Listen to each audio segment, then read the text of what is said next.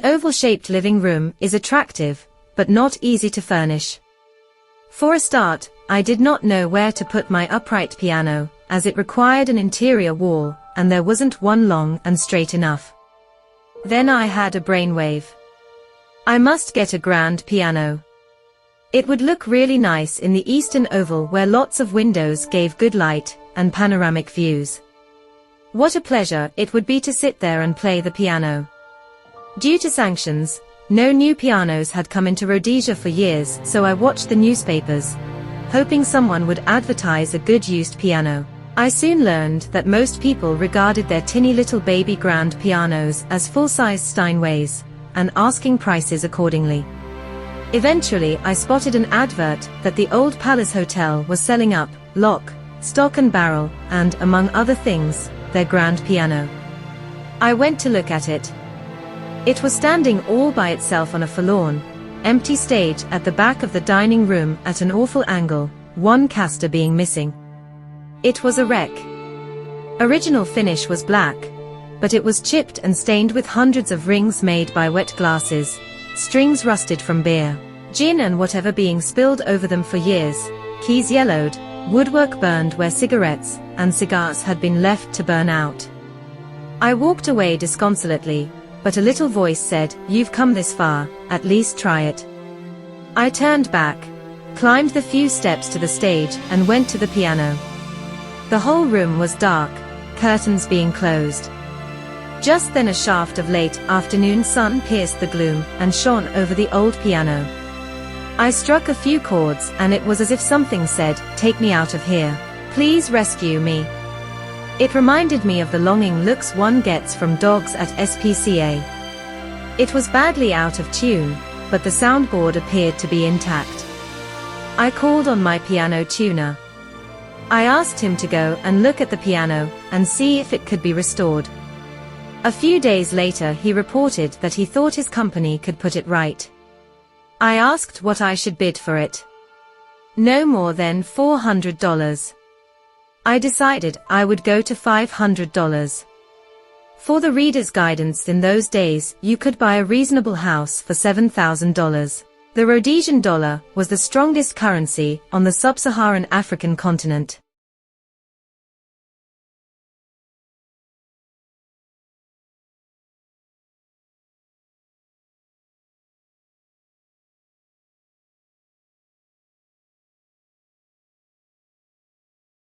It came to the day of the sale, and I went along early, but found to my disappointment that there were thousands of items set out on trestle tables in the dining room, all the hotel's crockery, cutlery, linen and so forth, and I was informed that these were to go up for sale first. I sought out the auctioneer, whom I knew, and asked him to tell me more, or less, what time the piano would be arrived at. "Not till this afternoon at the earliest, maybe even tomorrow," he said. "I'm interested, so I'll come back this afternoon then," I said. I went back immediately after lunch with that feeling of eager anticipation I usually get before going to an auction sale. Now it so happened that a Catholic mission was attending the sale, and they bought up all the crockery, cutlery and linen in one big bid, thus shortening the time of the sale no end. By the time I got back, the dining room had been cleared and was empty. Only the piano was leaning drunkenly at an angle at the back of the stage. Running outside where the sale was still in progress, I made frantic signs at the auctioneer, who stopped the sale and said, "Are you bidding or waving goodbye?" Cutting across his facetiousness, I called over the heads of the crowd, "What's happened to the piano?" "Oh, it's sold," he said. "But you knew I was interested. Couldn't you have held it?" I asked despairingly. "Oh, hell, I'm sorry Clem, but there's another one upstairs. $35 I've got. Any improvement on 35? And the sale continued. There was an old upright upstairs, of no interest to me. Dejectedly, I made my way through the crowd and at the exit found one of the auctioneer's assistants. On impulse I asked him who had bought the piano. "Trevor D., the auctioneer from Guelo." "How much did he pay?" $250. "Thanks." I waited till evening when I judged Trevor D. would be back at Guelo. He wasn't. The next morning I had better luck. He answered the telephone and I said, "Mr. D. I believe you bought the grand piano at yesterday's sale." "That's right," he replied. "If it's not too impertinent of me, would you mind telling me whether you bought it for personal use or for resale?"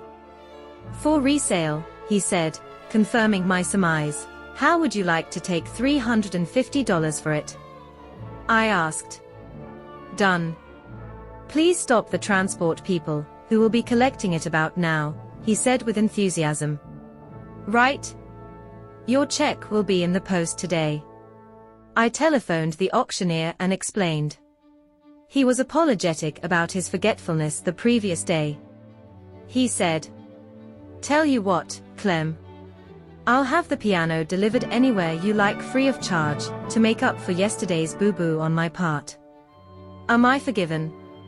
Please deliver it to Smith and Hall's depot." And so I acquired my Rittmuller medium grand. From the local depot, it was transported to Salisbury where work was commenced.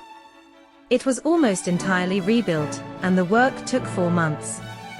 Here I must relate, sadly, that not long after this event the Bulawayo auctioneer concerned went to Angola on a visit, and he was blown to bits by a landmine.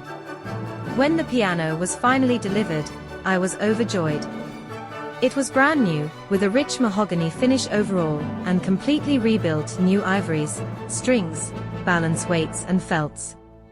Rittmuller and Sons would have been proud. Still now, 35 years later, it looks like new. Many celebrities have played on it over the years, and have been unstinting in their praise of the instrument.